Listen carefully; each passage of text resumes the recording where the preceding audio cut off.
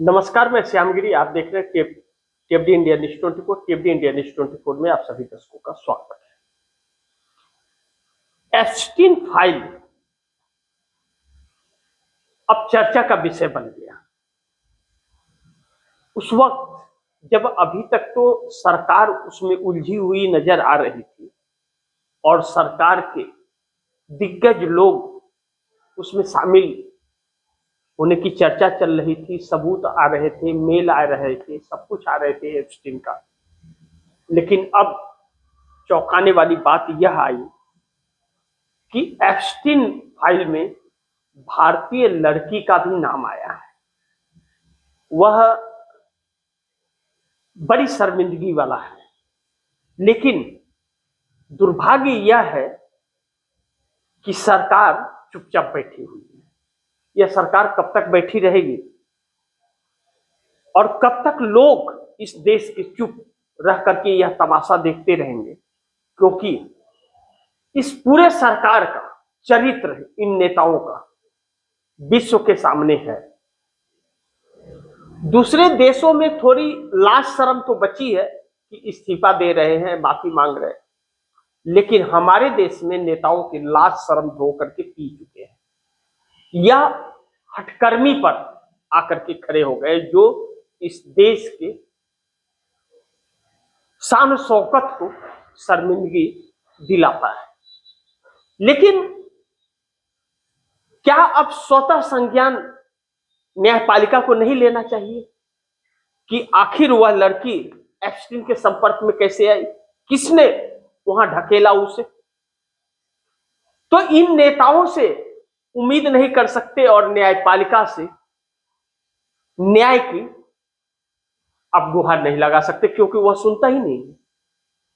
जैसे चुनाव आयोग के मामले में नहीं सुना, इसी देश के लोगों को नागरिक मानने से करोड़ों लोगों को चुनाव आयोग ने इनकार कर दिया। न्यायपालिका तमाशा देखता रहा, जूते पालिश कर रहा है, ऐसा प्रतीक हो रहा है। क्योंकि इस देश के नागरिक को गुस्सा आएगा, क्यों ना आए। न्यायपालिका देश से ऊपर नहीं है या सरकार देश से ऊपर नहीं है। इस देश की जनता के पैसे से ही न्यायपालिका भी चल रही है और इस देश के पैसे से ही सरकार भी चल रही है। लेकिन जो संविधान इस देश को मिला है, लोकतंत्र मिला है, उसी ने इन सभी भ्रष्टों को संवैधानिक पद पर बिठा कर रखा है, जो एक दूसरे की दलाली में जुटे हुए हैं। जैसे लगता है कि अली बाबा 40 चोर की कहानी आप लोगों ने सुनी होगी। 40 चोर होते हैं और एक उसका ठेकेदार अली बाबा होता है, और अली बाबा के इर्द गिर्द वह 40 चोर वहीं घूमते रहते हैं। तो आप समझ सकते हैं वो 40 चोर कौन है और वो अली बाबा कौन है। लेकिन चोरों में भी इंसानियत होती है, ईमानदारी दिखाते हैं, लेकिन सरकार तो हमारी कहीं से भी नहीं लगती। अब ऐसे में एप्स्टीन फाइल में हमारे देश के पेट्रोलियम मंत्री हरदीप सिंह पुरी ही जो पूरी तरह से लिप्त पाए जा रहे हैं, और हमारे देश के प्रधानमंत्री उनको जन्मदिन की बधाई दे रहे हैं, जन्मदिन की बधाई दे रहे हैं। और दुर्भाग्य है कि नरेंद्र मोदी के संपर्क में आने के बाद ही हरदीप सिंह पुरी ने एप्स्टीन से संपर्क साधा, उसके पहले नहीं। और हमारे देश के प्रधानमंत्री का भी उसमें कई बार नाम आया है। अनिल अंबानी और एप्स्टीन के मेल में भी नाम है, और हरदीप पुरी और एप्स्टीन के मेल में भी नाम आ रहा है। और अब तो भारतीय लड़की भी, न्याय मिलेगा नहीं मिलेगा यह वक्त बताएगा, लेकिन यह सरकार इस देश को तार तार करती है, इस बात से इनकार नहीं कर सकते। लेकिन अब यह सरकार घिरी है और इसके सहयोगी भी, क्योंकि चंद्रबाबू नायडू की मुलाकात बिल गेट्स से हुई है और बिल गेट्स भी इस एप्स्टीन फाइल में लिप्त पाए गए हैं और अब आईटी फील्ड में आंध्र प्रदेश के अंदर बिल गेट पैसे इन्वेस्टमेंट करेंगे। यानी कि पैसे इन्वेस्टमेंट कराने के लिए आप किसी के भी साथ समझौता कर लोगे, आप चरित्रहीन व्यक्ति हो उसके साथ भी, तो फिर उसमें और आप में फर्क क्या। तो जब चंद्रबाबू नायडू बिल गेट्स से संपर्क साध रहे, और संपर्क नहीं साध रहे, वह तस्वीरें सामने आ गई कि आंध्र प्रदेश वह आए और चंद्रबाबू नायडू से मिले, वह अपना प्रोजेक्ट दिखाते हैं, पैसे इन्वेस्ट करने के लिए बोलते हैं। तो आप कल को वह कुछ परोसने को बोलेगा तो आप उसे भी परोस दोगे, जैसे एप्स्टीन परोसा करता था।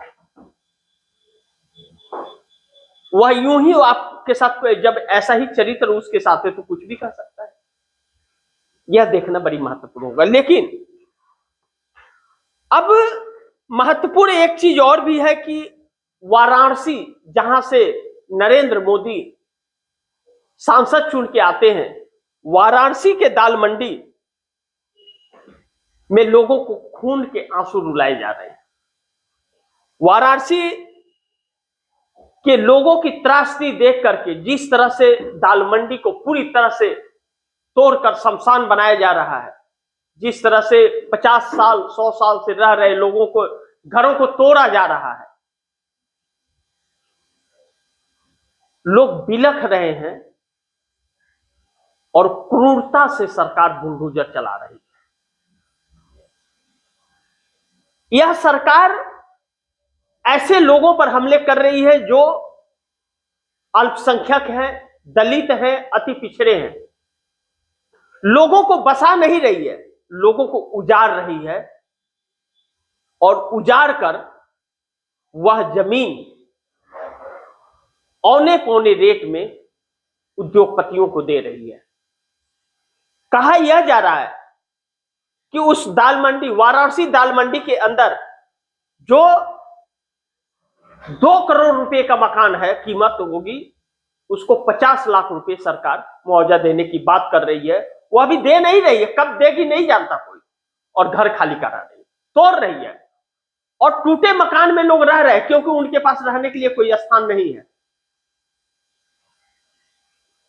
और ऐसे में लोग अपनी इस दुनिया को भी छोड़ करके चले जा रहे हैं, क्योंकि जिस सरकार से उम्मीद थी उसी सरकार ने उन्हें नर्क में ढकेल दिया, उन्हें बेघर कर दिया।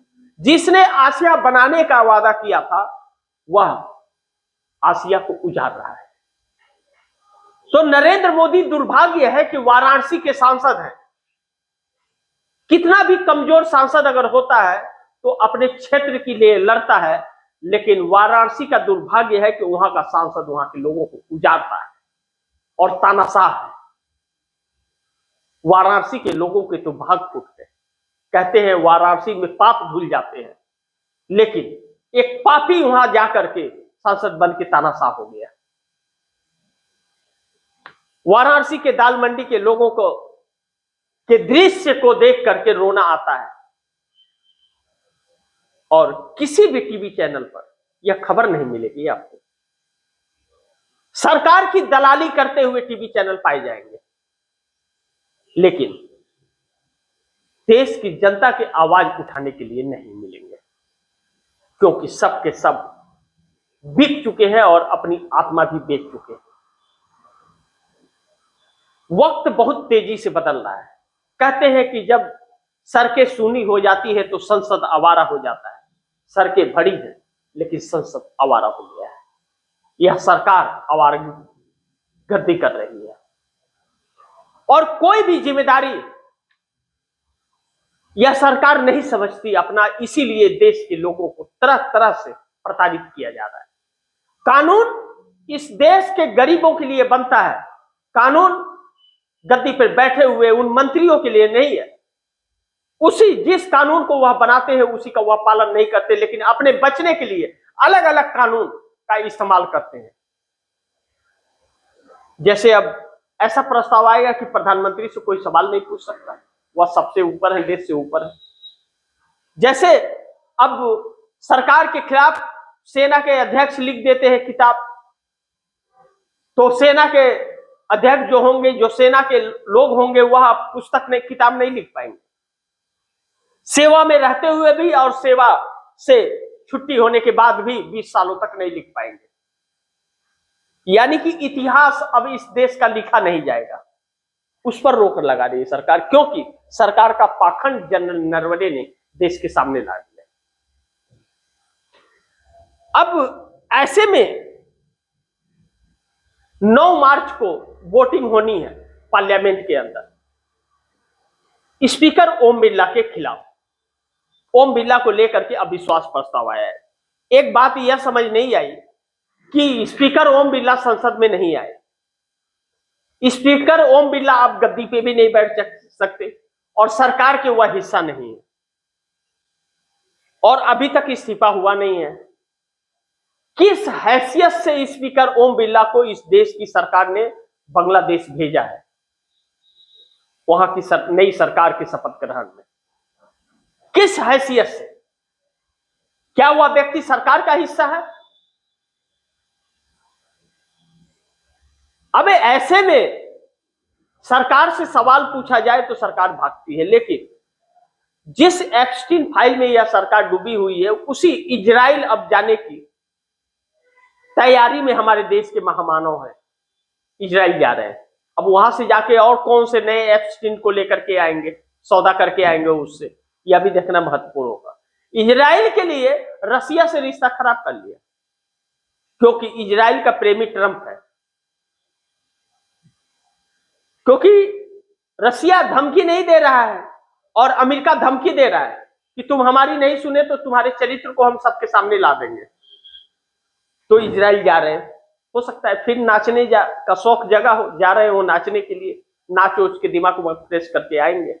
लेकिन बड़ी महत्वपूर्ण है कि 9 मार्च को जो अविश्वास प्रस्ताव एक्सेप्ट हो गया है और 9 मार्च को उस पर वोटिंग होगा, बड़ी महत्वपूर्ण है।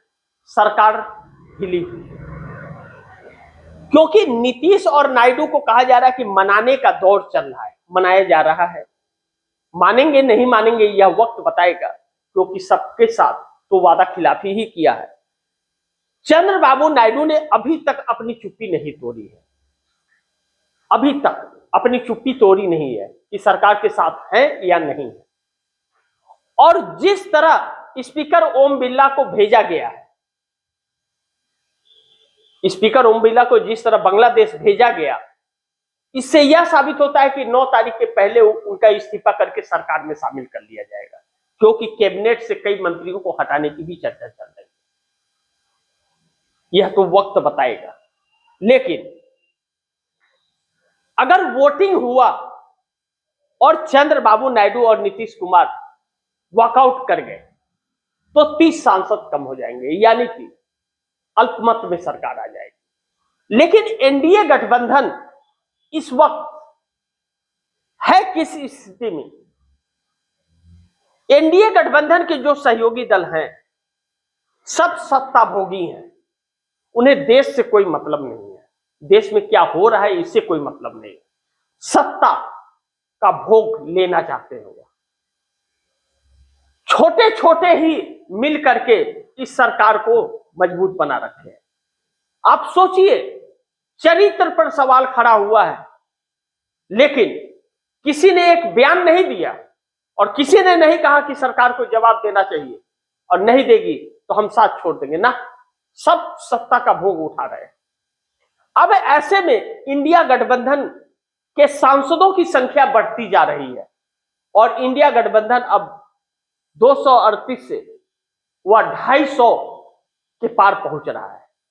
ममता बनर्जी बड़ी सक्रिय हैं और परेशान भी हैं, क्योंकि पश्चिम बंगाल के अंदर जो चुनाव होने वाला है, पश्चिम बंगाल के चुनाव ममता बनर्जी की साख की बात हो गई है।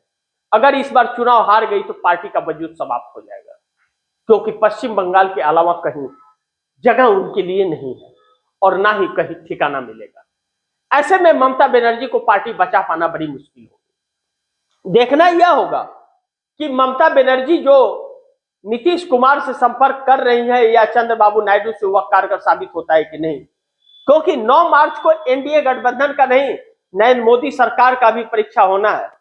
क्योंकि एनडीए गठबंधन के 293 सांसद मोदी के साथ हैं या नहीं, इसका खुलासा होगा। क्योंकि वोटिंग के वक्त यह पता चलेगा कि सरकार के पक्ष में कितने वोट गए। लेकिन महाभियोग जो चुनाव आयोग के खिलाफ आ रहा है, इस पर कहा जा रहा है कि सरकार के लिए मुश्किलें खड़ी होगी।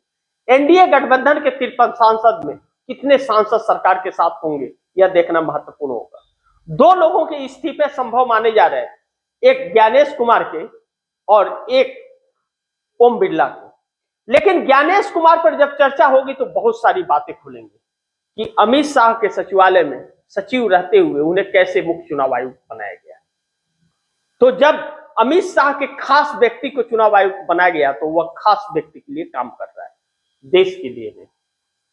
तो अब 543 सांसदों में इंडिया गठबंधन का पलड़ा भारी होता हुआ नजर आ रहा है और सरकार का पलड़ा हल्का होता हुआ नजर आ रहा है, क्योंकि उसके 293 सांसद साथ नहीं। लेकिन भारतीय जनता पार्टी के ही 240 जो हैं, भारतीय जनता पार्टी के 240 सांसदों में ही 240 सांसद साथ नहीं है, ऐसी चर्चाओं में आ रहा है। नरेंद्र मोदी इसीलिए संकट में पड़े हुए हैं। सरकार बचेगी नहीं। मार्च बड़ी महत्वपूर्ण है महीना सरकार के लिए।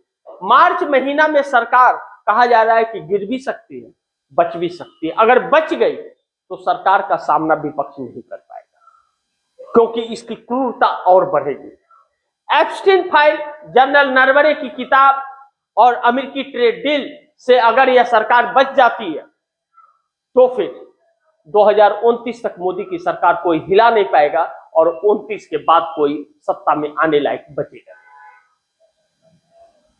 देखना यह महत्वपूर्ण होगा कि क्या होता है।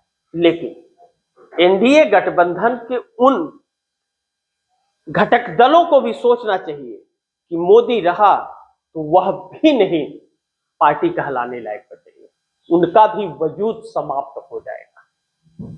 सोचिए, एक तरफ युवा सड़क पर, महिला अपनी सम्मान को लेकर सड़क पर, शिक्षक मजदूर सड़क पर, किसान सड़क पर, और यह नेता तभी भी मोदी सरकार के साथ खड़े हैं। नीतीश नायडू मानेंगे नहीं मानेंगे वक्त बताएगा, लेकिन इनके चरित्र जो नजर आ रहे, तस्वीरें जो नजर आ रही, इनका एक ही मानना है, अपना काम बनता तो भाड़ में जाया जाता। राहुल गांधी का या इंडिया गठबंधन का प्रयास कितना सफल होगा यह वक्त बताएगा, लेकिन नीतीश नायडू पर निगाहें टिकी हुई है, इस बात से इनकार नहीं किया जा सकता। देखते हैं क्या होता है। जो भी होगा खबरें आप दर्शकों तक लाते रहूंगा। बाकी आप दर्शकों की जो भी राय हो कमेंट बॉक्स में जरूर दीजिएगा। इस खबर को ज्यादा से ज्यादा शेयर कीजिए, अपने दोस्तों को भी कहिए आगे शेयर करें। और आपने अगर टीएफडी इंडिया न्यूज 24 को सब्सक्राइब नहीं किया, सब्सक्राइब कर लीजिए। अपने दोस्तों को भी कहिएगा टीएफडी इंडिया न्यूज 24 को सब्सक्राइब करें। मिलते हैं अगली खबर के साथ, तब तक के लिए नमस्कार।